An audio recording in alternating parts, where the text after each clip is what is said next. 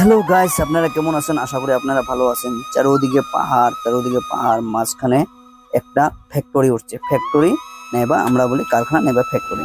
এখানেতে কয়লার থেকে দেখেন কি বস্তু তৈরি করে এই ফ্যাক্টরিতে। হ্যালো গাইস, আপনারা দেখেন, এটা হলো ফ্যাক্টরির সবচেয়ে বোম্বু ধোঁয়া বেরানোর জায়গাটা।